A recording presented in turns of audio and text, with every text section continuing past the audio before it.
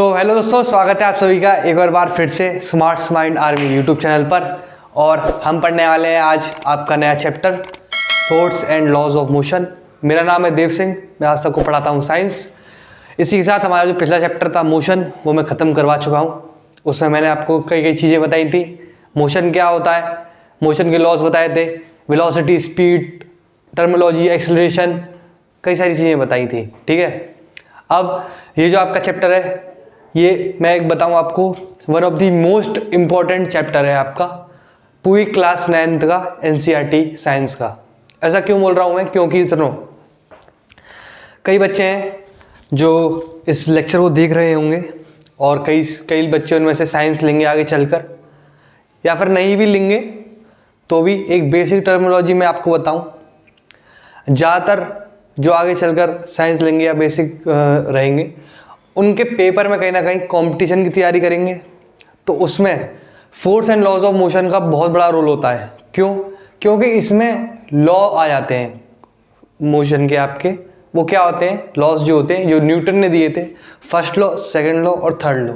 ठीक है, ये इसके बारे में आपको इस चैप्टर में जानने को मिलता है। फोर्स क्या चीज़ होती है, इसके बारे में आपको जानने को मिलता है। ठीक है, इसलिए ये चैप्टर आपके लिए बहुत ज़्यादा इंपॉर्टेंट हो जाता है। ठीक है, ये तो हुई चैप्टर से रिलेटेड बात। अब बात करते हैं आपसे थोड़ा सा आपकी जो आजकल चल रहा है उसके बारे में बात कर लेता हूँ। तो देखो, आपके अब तक जो आप देख रहे होगे, मोशन का चैप्टर अपलोड हो गया होगा और टिश्यू और आपके बाकी चैप्टर भी हो चुके हैं। तो आपकी, जहाँ तक मैं बताऊँ, टिश्यू तक आपकी प्रैक्टिस शीट अपलोड हो चुकी होगी। ठीक है, और आपकी जो मैथ है, मैथ में भी हम फर्स्ट चैप्टर की डाल चुके हैं, सेकंड की भी डाल चुके हैं और थर्ड की भी जल्द ही डल जाएगी आपकी प्रैक्टिस शीट। ठीक है, और आपको बताता हूँ प्रैक्टिस शीट करनी कैसे होती है। प्रैक्टिस शीट आपको कहाँ मिलती है? पहले तो प्रैक्टिस शीट मिलती है आपको, आपका जो चैप्टर का लास्ट लेक्चर होता है उसके कमेंट सेक्शन में आप जाइए, उसमें आपको प्रैक्टिस शीट मिल जाएगी। ठीक है, ओके, उस लिंक पे आपको क्लिक करना है, वहाँ से डाउनलोड करनी है प्रैक्टिस शीट, और एक बार चैप्टर को रिवाइज करने के बाद, अपने नोट्स करने के बाद, आपको उस शीट को अटेम्प्ट करना है। ठीक है, ये तो होगी प्रैक्टिस शीट से रिलेटेड बात जो चल रही है आपकी। ठीक है, अब बात करते हैं आपकी चैप्टर्स की। तो अब अभी आप ट्रायंगल्स में चल रहे होंगे जहाँ तक मुझे लगता है, या फिर ट्रायंगल चैप्टर खत्म हो चुका होगा आपका। तो जल्द ही आपके सारे चैप्टर हम कवर कराने की कोशिश करेंगे। और मैं अभी चल रहा हूँ आपका जो आपका 9th चैप्टर है, इस पे force and laws of motion. मैंने अभी आपको एक चैप्टर नहीं पढ़ा है बायोलॉजी का, एनिमल किंगडम वाला, उसको भी हम जल्दी कवर करेंगे। ठीक है, कोई टेंशन नहीं है। उसको मैं इसलिए नहीं कर रहा हूँ क्योंकि वो चैप्टर थोड़ा ब्रीफ है, उसको अच्छे से समझाने के लिए थोड़ा ज़्यादा थ्योरी पार्ट लगेगा। तो उसके एक तरीके से लॉन्ग वीडियो मैं सोच रहा हूँ, या फिर शॉर्ट वीडियो में ज़्यादा भाग में बना दूँ, वो ज़्यादा सही रहेगा। ठीक है, तो शुरू करते हैं आपका आज का लेक्चर। हो गई बहुत बातें। ठीक है, तो पहले नाम डाल देते हैं चैप्टर का। आपका क्या है? Force and laws of motion.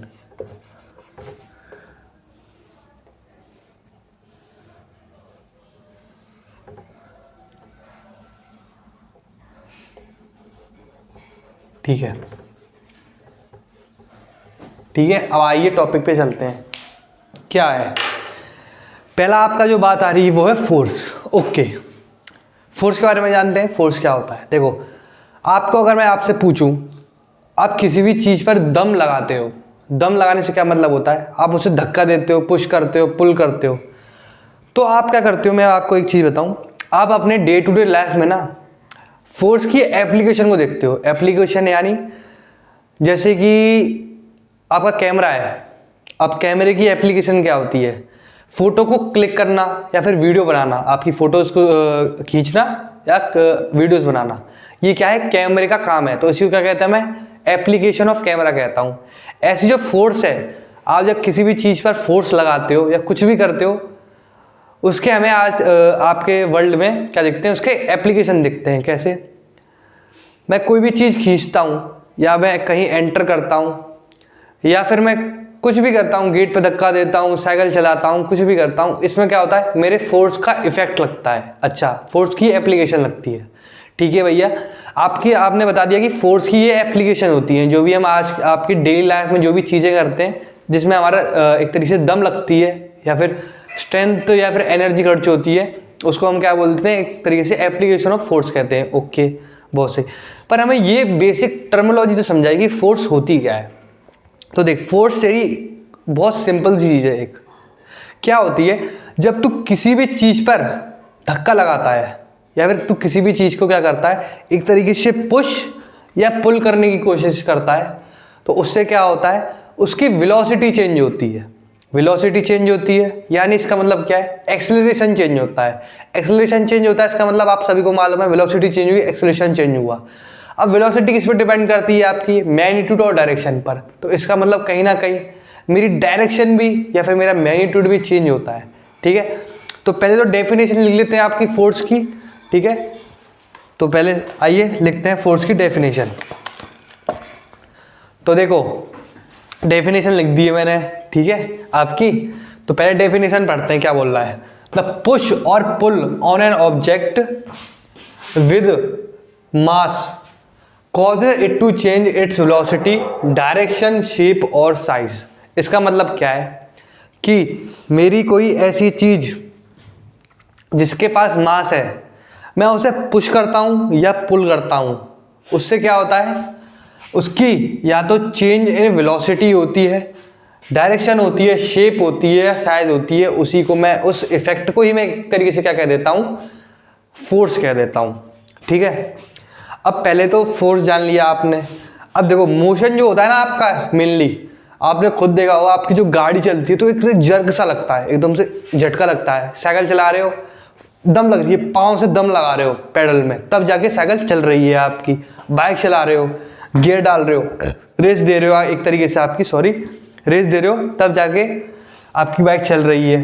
तो एक तरीके से जो आपका मोशन होता है उसमें क्या होता है, आपको मालूम ही है, वेलोसिटी और एक्सेलरेशन होता है। तो जहाँ वेलोसिटी और एक्सेलरेशन आया वहाँ मोशन आया, और जहाँ मोशन आया वहाँ क्या आया, आपका फोर्स आ गया। ठीक है, फोर्स इसी वजह से आ गया, मोशन यानी मतलब एक्सेलरेशन है वेलोसिटी की वजह से। ओके, अब देखो, जब तक इसैक न्यूटन नहीं आए थे ना, जब तक उनके ऊपर सेब नहीं गिरा था या फिर उन्होंने जब तक अपने लॉज ऑफ मोशन को नहीं बताया था दुनिया के सामने, तब तक दुनिया पता क्या मानती थी, दुनिया ये मानती थी कि जैसे आपने कोई बॉल फेंकी ज़मीन पर, एग्जांपल दे रहा हूँ, इस बुक में लिख रहा है आपके, खुद देख लेना आप चाहे तो।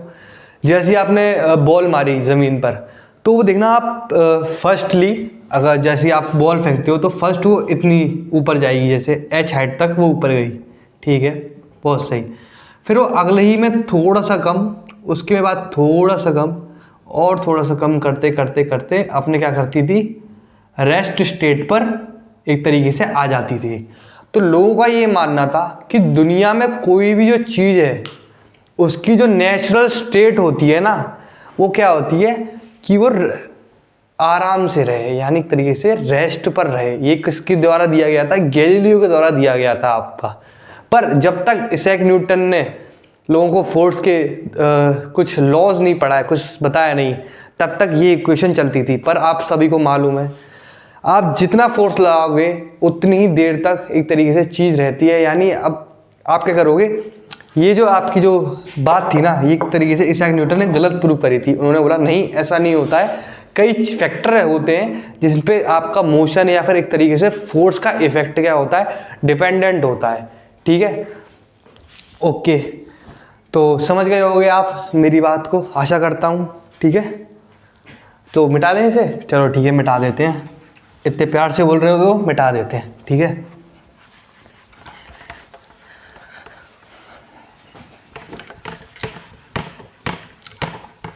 मेरी आप सब लोगों से एक विनती है, अगर आपका कोई दोस्त होता है, जो भी इंसान को वीडियो देख रहा है अब तक, आपका अगर कोई दोस्त है, उसको अगर कोई भी टॉपिक पर प्रॉब्लम आती है, ठीक है, उसे आप हमारी वीडियो सजेस्ट कर दिया कीजिए, क्योंकि हमने पूरी क्लास 9th की एक तरीके से आपकी प्लेलिस्ट बनाने की ठान ली है।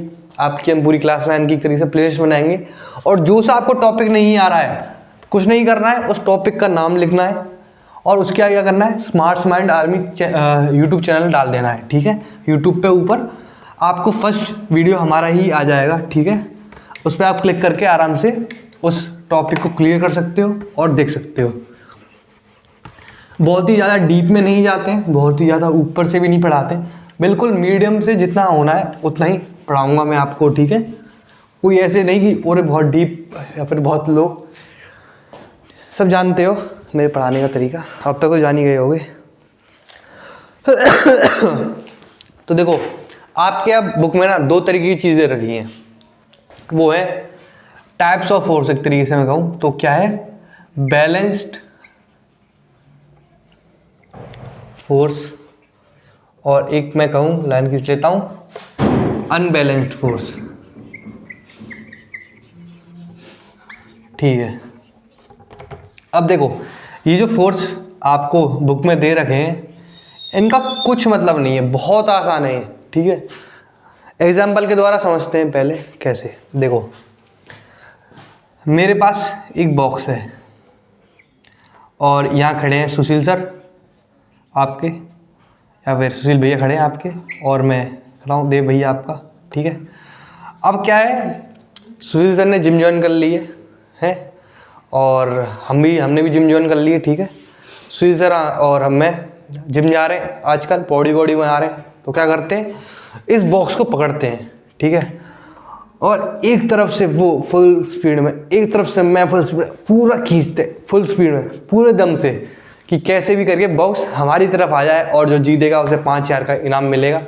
तो पूरी जान लगा दी 5,000 रुपये के चक्कर में, कि कैसे भी करके बॉक्स हम खींच लें।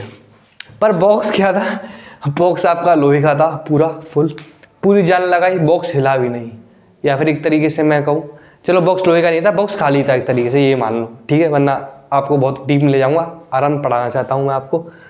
बॉक्स आपका सिंपल कार्टून का था, दोनों तरफ से फोर्स लगाया, एक बार सुशील भैया ने, एक बार मैंने।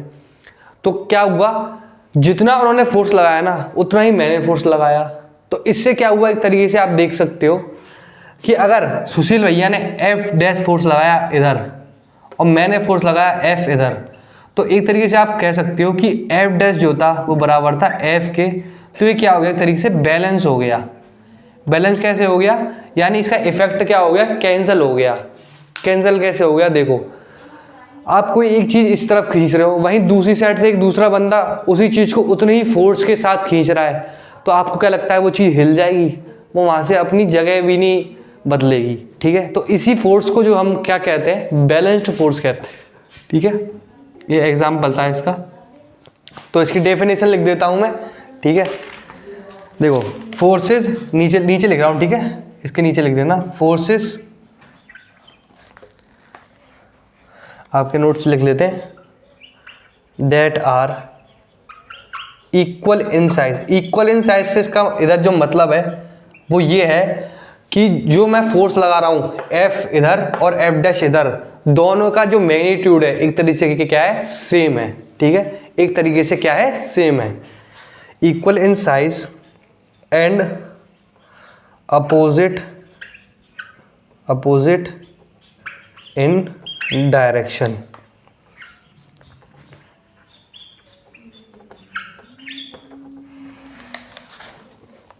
ठीक है। ये हो गया आपका फर्स्ट टाइप। और इसमें एक और चीज़ दे रखी है आपको, क्या, अपोजिट इन डायरेक्शन, यानी एक जो फोर्स अगर मेरा राइट की साइड लग रहा होगा, या फिर मैं कहूँ हाँ राइट की साइड लग रहा होगा, उतना ही फोर्स मेरा इक्वल मैग्नीट्यूड का लेफ्ट की साइड लग रहा होगा, ठीक है। हाँ ओके, ये हो गया आपका बैलेंस फोर्स। अब अनबैलेंस फोर्स कुछ नहीं है, इसका बिल्कुल उल्टा है। कैसे, इसमें क्या होता है, अब क्या हुआ, वही सेम बॉक्स रखा, एक तरफ सुशील भैया, एक तरफ मैं, ओके बहुत बढ़िया। अब क्या होता है, सुशील भैया ने क्या किया, सुशील भैया ने बोली अच्छा ऐसा काम हो रहा है, ये खींच ले रहे हैं, तो क्या किया जाए फिर, हैं। तो सुशील भैया बोला कोई बात नहीं, थोड़ा सा क्या करते हैं, जिम और करते हैं, मेहनत करते हैं, बॉडी बनाते हैं, ठीक है। सुशील भैया ने बॉडी बनाई, पर सुशील भैया को क्या था, एक तरीके से साइंस थोड़ी सी धीमी पड़ गई। मैंने क्या किया, थोड़ा सा टेक्निक लगा के या फिर थोड़ी सी और जान लगा के मैंने क्या किया, घर पे तैयारी शुरू करी, घर से ही अपनी बॉडी बनानी शुरू की। घर पे बॉडी बनाई, घर पे ताकत से हैं, और सुशील सर ने प्रोटीन खाया, ठीक है। अब आपको मालूम ही है देसी पावर ज़्यादा होती है प्रोटीन से आपकी एक तरीके से। तो यहाँ सुशील भैया ने प्रोटीन पावर का इस्तेमाल किया, हमने यहाँ देसी पावर का इस्तेमाल किया। तो एक तरीके से क्या होता है, अब सुशील सर क्या कर रहे हैं, सुशील सर बोल रहे हैं अब मैं एफ डैश लगा रहा हूँ फोर्स, एफ डबल डैश या फिर एफ डैश ही लगा रहा हूँ है, और मैं क्या करता हूँ, मैं लगाता हूँ एफ फोर्स। तो इस बार क्या होता है, जो एफ डैश फोर्स होता है ना वो एफ के बराबर नहीं होता है, ठीक है। और ये क्या होता है, एक तरीके से मेरा जो एफ होता है ये बड़ा हो जाता है, या फिर मैं एक तरीके से ज़्यादा फोर्स लगा देता हूँ। तो ज़्यादा फोर्स जैसे ही लगता है ये डब्बा मेरी तरफ आ जाता है और मैं 5,000 रुपये का इनाम जीत जाता हूँ।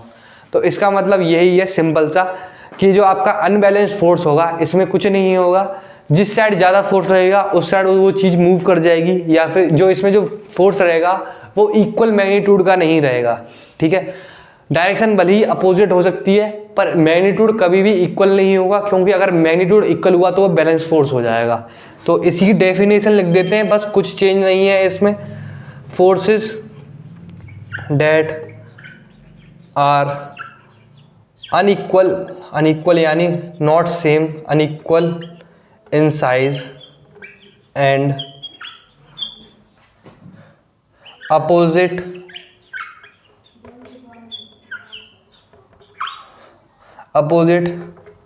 या फिर एक तरीके से कह सकते हैं, हाँ अपोजिट ही कह दो, क्योंकि देखो अगर मैं एक इंसान को भी यहाँ खड़ा कर देता हूँ जो अपनी तरफ फोर्स लगा रहा है तो आप क्या बोलोगे, ये तो अपनी साइड फोर्स लगा रहा है तो ये तो एक ही डायरेक्शन हो गई। नहीं, उसमें भी हमेशा एक उल्टी साइड फोर्स लगती है, जिसके बारे में अभी आपसे बात करूँगा, ठीक है। तो opposite in direction,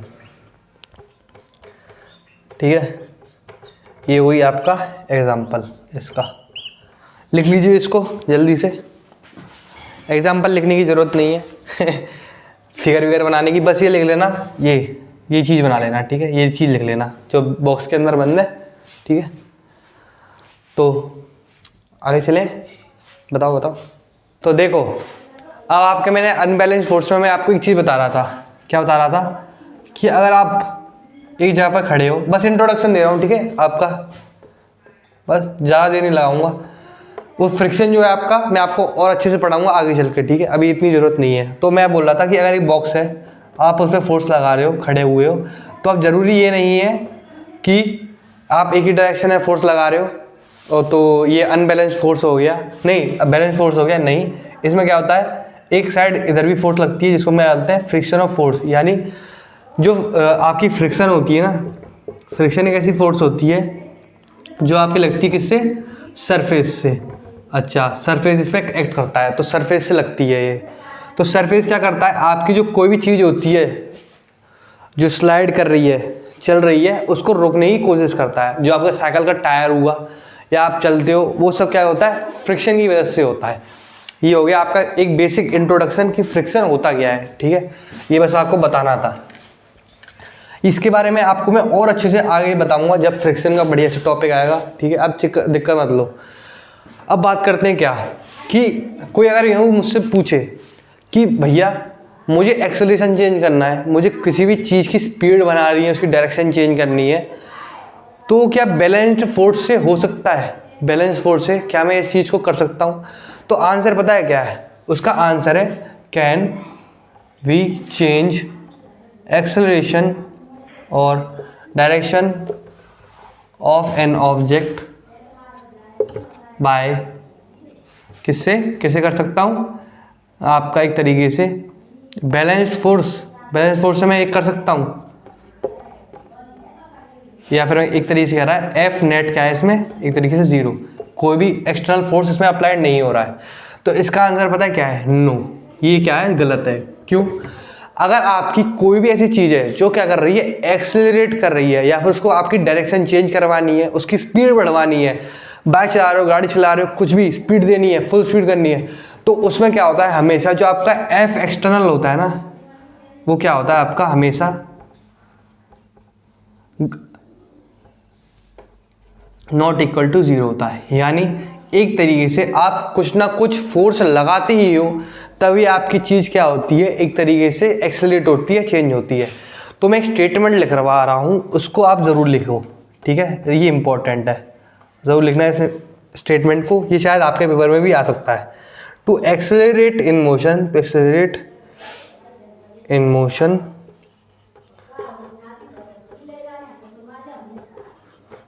of an object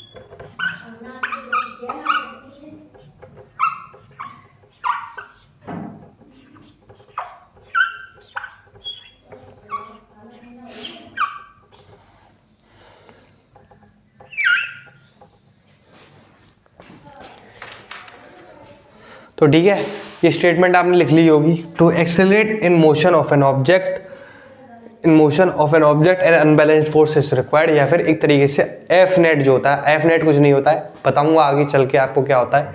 एक तरीके से ऐसा होता है कि अगर मैं 3 न्यूटन, अगर मेरा ऐसे समझो एक्स फोर्स में इधर लगा रहा हूँ, वाई फोर्स में इस डायरेक्शन में लगा रहा हूँ, और वाई क्या बड़ा है एक्स से, तो मेरा एफ नेट इस डायरेक्शन में क्या होगा, या फिर मैं कहूँ एक तरीके से एफ नेट कितना होगा, तो हो जाएगा आपका वाई माइनस एक्स, या आप कह सकते हो एक्स माइनस वाई, उसका मैग्नीट्यूड।